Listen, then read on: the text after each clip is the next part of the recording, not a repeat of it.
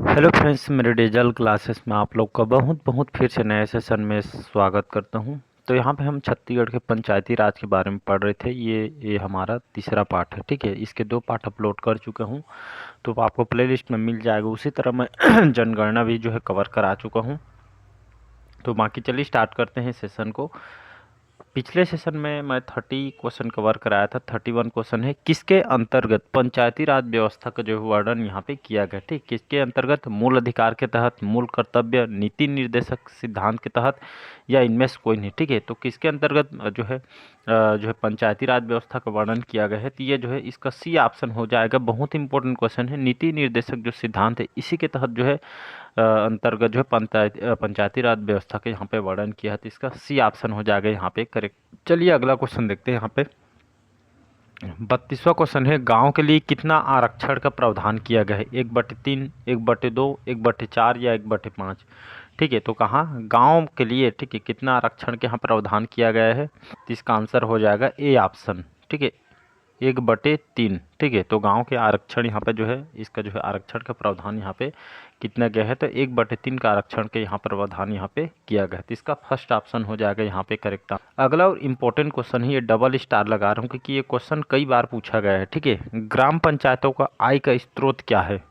मेला कर, जो मेलों पे जो टैक्स लगाया जाता है उसको यहाँ पे बोला जा रहा है। बाजार कर, जो बाजार में देखें गाँव अंचल में बाजार मार्केट वगैरह में जो टैक्स लगाया जाता है 10-10, 20-20 रुपया लिया जाता है। तालाब कर, या डी है ए और बी दोनों, तो यहाँ पे इसका जो आंसर हो जाएगा डी ऑप्शन जो है करेक्ट आंसर हो जाएगा, ए और बी, ठीक है। मेला में जो टैक्स लगाया जाता है, बाजार में जो टैक्स लगाया जाता है, ये जो है पंचायत में, ठीक, ग्राम पंचायत में जो है आय का मेन स्रोत है, तो इसका ए और बी इसका जो है करेक्ट आंसर, मतलब दोनों करेक्ट आंसर हो जाएगा।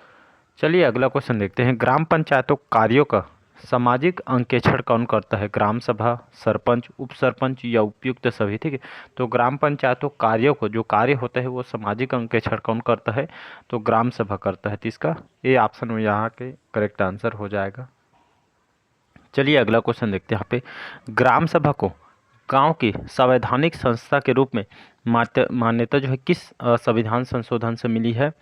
73वां संविधान संशोधन 1993, या आपका 73वां संविधान 1992, या 73वां संविधान संशोधन 1991, या डी है 1990। तो इसका जो आंसर हो बी ऑप्शन जो है करेक्ट आंसर हो जाएगा। 73वां संविधान जो संशोधन 1992, ठीक है, इसी के तहत ग्राम सभा को जो है गांव के संवैधानिक संस्था के रूप में जो है मान्यता जो है 73वां संविधान संशोधन 1992 के जो है इस संशोधन से आपका मिला हुआ है। 75वें जो संशोधन में कौन से अनुसूची यहाँ पे जोड़ी गई है? 8वीं, 9वीं, 10वीं या 11वीं? तो इसका आंसर हो जाएगा डी ऑप्शन, ठीक। तो 75वें संविधान संशोधन में जो है 11वीं अनुसूची के, ठीक है, जो 11वीं जो आर्टिकल है उसको जो यहाँ पे जोड़ी गई है, तो इसका डी ऑप्शन हो जाएगा यहाँ पे करेक्ट। अगला क्वेश्चन चलिए देखते हैं। एक विकास खंड पर पंचायत समिति कैसी होती है? एक प्रशासनिक अभिकरण, राजनीतिक अभिकरण, एक सामाजिक अभिकरण, या उपयुक्त सभी? इसका आंसर ए ऑप्शन जो है करेक्ट आंसर हो जाएगा। तो एक विकास खंड पर पंचायत समिति कैसी होती है? तो एक प्रशासकीय अभिकरण यहाँ पे होती है। ए ऑप्शन जो है करेक्ट आंसर हो जाएगा। चलिए अगला क्वेश्चन देखते हैं। किस अनुसूची में दर्ज विषयों के लिए पंचायतों को शक्तियां हस्तांतरित करने हेतु अधिकृत यहाँ पे किया गया, ठीक है। तो मतलब कौन सा जो आर्टिकल है जिसमें जो है दर्ज विषयों के लिए पंचायतों को शक्तियां हस्तांतरित करने हेतु अधिकृत किया गया है? 8वीं, 9वीं, 10वीं या 11वीं? तो इसका आंसर हो डी ऑप्शन जो है करेक्ट आंसर हो जाएगा, 11वीं अनुसूची। याद रखिए, तो 11वीं अनुसूची में जो है दर्ज विषयों के लिए पंचायतों को जो शक्तियाँ, जो भी उनके जो है सकते हैं, इसको हस्तांतरित करते हुए जो है अधिकृत यहाँ पे किया गया है 11वीं अनुसूची में। बढ़ते हैं अगला क्वेश्चन तरफ। यहाँ पर किस राज्य में पंचायती राज प्रणाली जो है नहीं है? ये भी क्वेश्चन कई बार पूछा गया है। सिक्किम, मणिपुर, अरुणाचल प्रदेश और बिहार। तो यहाँ पे इसका जो आंसर हो जाएगा अरुणाचल प्रदेश, ठीक है, जिसकी राजधानी है ईटानगर। पेमा खांडू यहाँ का भी मुख्यमंत्री हैं। तो यहाँ पे जो है पंचायती राज प्रणाली यहाँ पे नहीं है। कौन से राज्य में? अरुणाचल प्रदेश। सी ऑप्शन हो जाएगा करेक्ट आंसर। बढ़ते हैं अगला क्वेश्चन तरफ। यहाँ पे किस संशोधन में महिलाओं के लिए ग्राम पंचायत में 1/3 सीटें आरक्षित की गई है? 72वें संविधान संशोधन में, 73वें संविधान संशोधन में, या 74वें संविधान संशोधन में, या 75वें संविधान संशोधन में? इसका आंसर सी ऑप्शन जो है करेक्ट आंसर हो जाएगा। ठीक है, तो ये जो है 74वें संविधान संशोधन महिलाओं के लिए, ठीक, महिलाओं के लिए जो है ग्राम पंचायत में 1/3 मतलब 1/3, ठीक है, 1/3 तिहाई सीटें यहाँ पे आरक्षित यहाँ पे किया गया है। ठीक है, इसका 74वें संविधान संशोधन में यहाँ पे ये आप आरक्षित, ठीक है, महिलाओं के जो है 1/3 सीटें आरक्षित की गई है, उपस्थित होना। ठीक है, चलिए बढ़ते हैं अगला क्वेश्चन तरफ। यहाँ पे 73वां संविधान संशोधन द्वारा, ठीक है, पंचायत संबंधित प्रावधान संविधान के किस भाग में जोड़ा गया है? भाग 6, भाग 9, भाग 8 या भाग 7? यहाँ पे इसका जो आंसर बी ऑप्शन जो है करेक्ट आंसर हो जाएगा, भाग 9। ठीक है, तो भाग 9 में 73वें संविधान संशोधन द्वारा पंचायत संबंधित, ठीक, पंचायत में जो है संबंधित जो है प्रावधान संविधान के जो है भाग 9 में इसको जो है जोड़ा गया है। बी ऑप्शन जो है करेक्ट आंसर।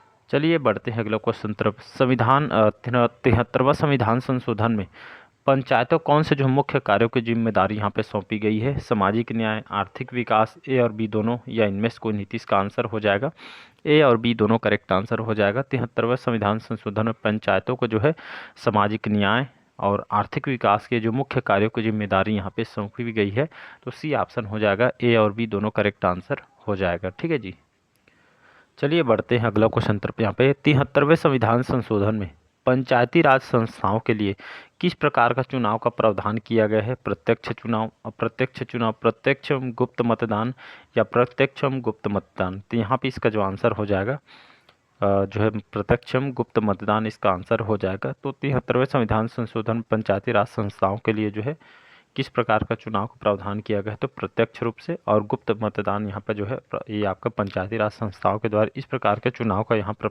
पे जो है प्रावधान किया गया है।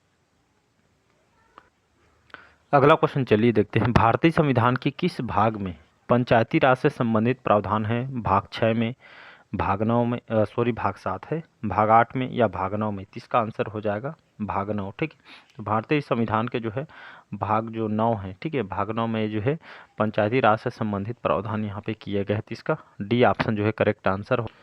बढ़ते हैं अगला क्वेश्चन तरफ। यहाँ पे 73वें और 74वें संविधान संशोधन के समय भारत के प्रधानमंत्री कौन थे? इंदिरा गांधी, पीवी नरसिम्हा राव और आपके मनमोहन सिंह या अटल बिहारी वाजपेयी? तो इसका जो आंसर हो जाए बी ऑप्शन हो जाएगा। तो मैंने बताया था ये आपका पीवी जो नरसिम्हा राव, ठीक है, 73वें और 74वें संविधान संशोधन से भारत के जो है प्रधानमंत्री कौन थे? तो ये आपके पीवी नरसिम्हा राव थे। तो इसका बी ऑप्शन हो जाएगा यहाँ पे करेक्ट आंसर। ठीक है,